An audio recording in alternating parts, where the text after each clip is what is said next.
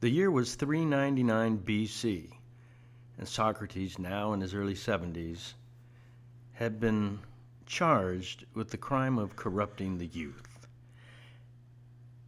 Consequently, he was going to have to defend himself before a jury. He had been encouraging the youth to challenge authority and ask questions, to examine their lives. And so they bring him up on these charges.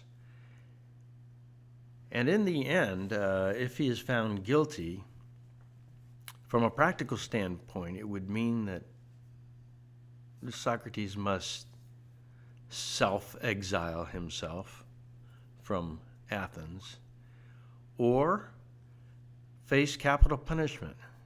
And in this case, it would be Socrates' choice, which was to drink hemlock. Hemlock being a poison derived from a plant that numbs your body and eventually works its way to your heart, stopping your heart. Well, in spite of his defense, the jury finds him guilty. And so Socrates, as depicted in the picture here, must now face his fate. And of course, his disciples are all distressed and they're begging him to let them arrange an escape for him. But he says, "No, I must not run away. If the jury has found me guilty, I'm going to have to abide by the law."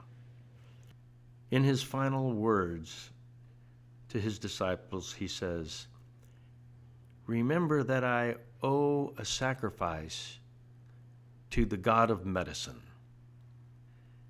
And by this he means, as we would say, I owe one to the god of medicine. And the reason he says that is because Socrates believed that the body was just a place that housed the soul, and that upon death, the soul is freed from the body.